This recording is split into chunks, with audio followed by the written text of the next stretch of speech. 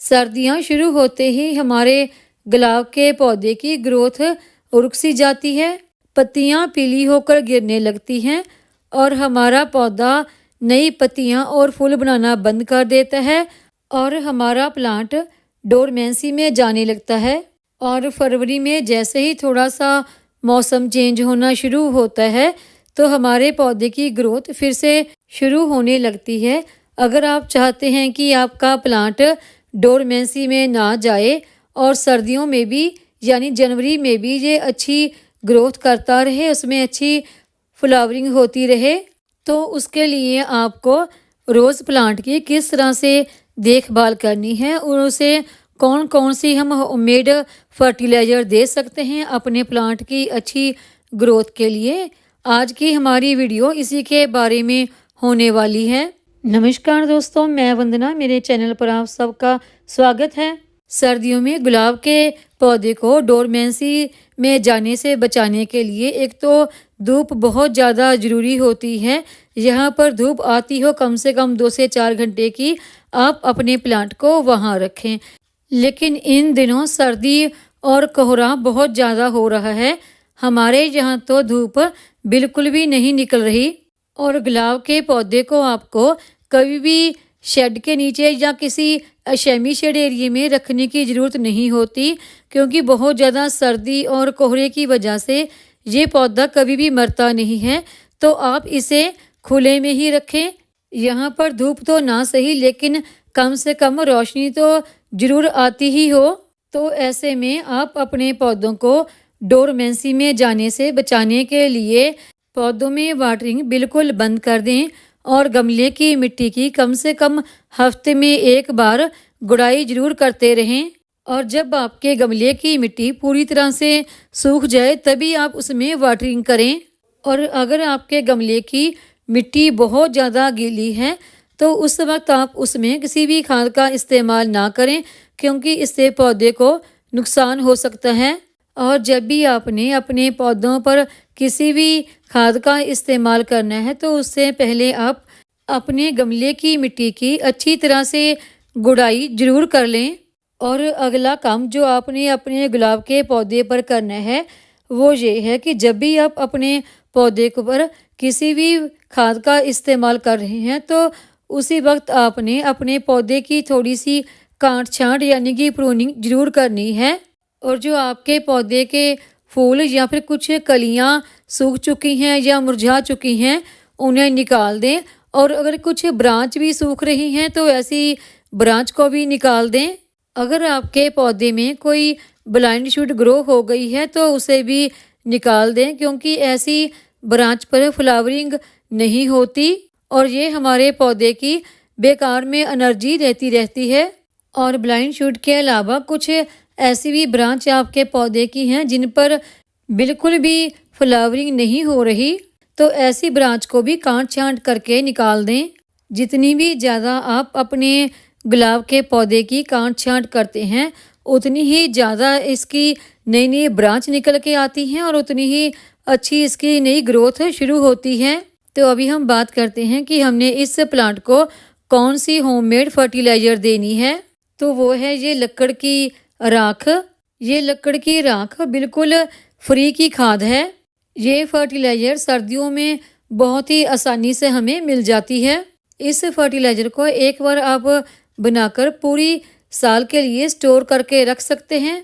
लकड़ की राख पोटाशियम से भरपूर बहुत ही बढ़िया फर्टिलाइज़र होती है हमारे सभी तरह के पौधों के लिए।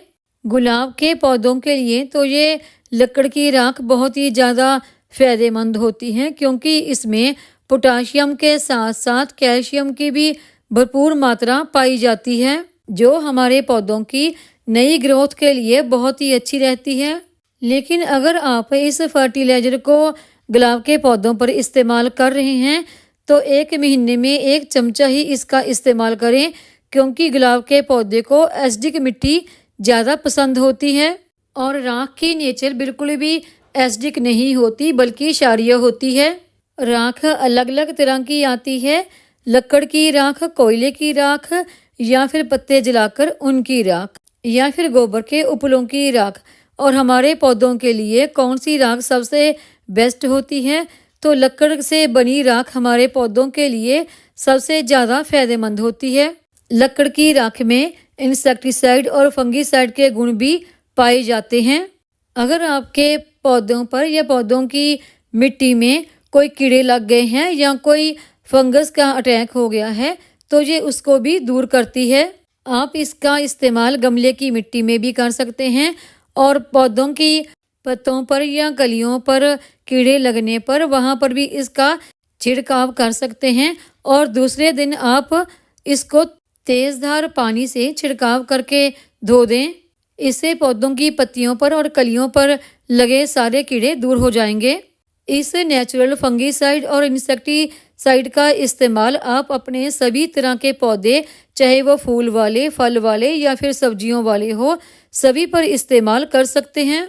ये फंगीसाइड होने के साथ साथ पौधों के लिए एक इम्यूनिटी का भी काम करता है। इससे पौधे की ब्रांच भी और पत्तियां भी स्ट्रॉन्ग होती हैं। आप इस लकड़ की राख को अपने पास स्टोर करके ज़रूर रखें पौधों पर इस्तेमाल करने के लिए। और जो दूसरी होममेड फर्टिलाइज़र हमने अपने पौधों पर इस्तेमाल करने के लिए लेनी है वो है ये चाय की पत्ती। चाय की पत्ती आप यहाँ पर फ्रेश भी इस्तेमाल कर सकते हैं और इस्तेमाल की गई चाय पत्ती को धोकर सुखाकर भी। तो ये जो मैंने चाय की पत्ती ली है ये मैंने इस्तेमाल की गई चाय की पत्ती को धोकर सुखाकर तैयार किया है। अगर आप यहाँ पर फ्रेश चाय पत्ती इस्तेमाल कर रहे हैं तो उसका 1 चम्मच इस्तेमाल करें।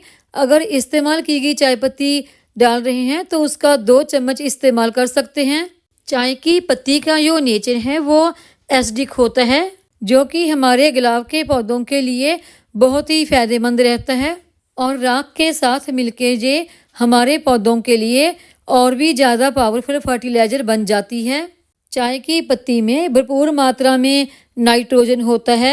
इन दोनों ही होममेड फर्टिलाइज़र के इस्तेमाल से हमारे गुलाब के पौधों को पोटाशियम, कैल्शियम और नाइट्रोजन भरपूर मात्रा में मिल जाता है और इनमें कुछ मात्रा फास्फोरस की भी पाई जाती है। इन दोनों ही होममेड फर्टिलाइज़र का हमने महीने में एक बार 1-1 चम्मच इस्तेमाल करना है। 1 चम्मच लकड़ की राख और 1 चम्मच चाय की पत्ती। अगर इस्तेमाल की गई चाय पत्ती का इस्तेमाल कर रहे हैं तो उसके 2 चम्मच इस्तेमाल कर सकते हैं। और आप एक बात का हमेशा ध्यान रखें कि अपने पौधों पर लकड़ की राख का ही इस्तेमाल करें, वही हमारे पौधों के लिए बेस्ट होती है और सभी तरह की राख के मुकाबले। और इसके हमारे पौधों पर बहुत ही फ़ायदे होते हैं। पोटाशियम, कैल्शियम और फंगीसाइड सभी का ये काम अकेले ही करती है। उम्मीद है आपको मेरी ये जानकारी की वीडियो पसंद आई होगी। वीडियो पसंद आई हो तो वीडियो को लाइक करें, सब्सक्राइब करें, शेयर करें, कमेंट करें, बेल आइकन को ज़रूर दबाएं ताकि मेरी आने वाली हर नई वीडियो का नोटिफिकेशन आपको मिलता रहे।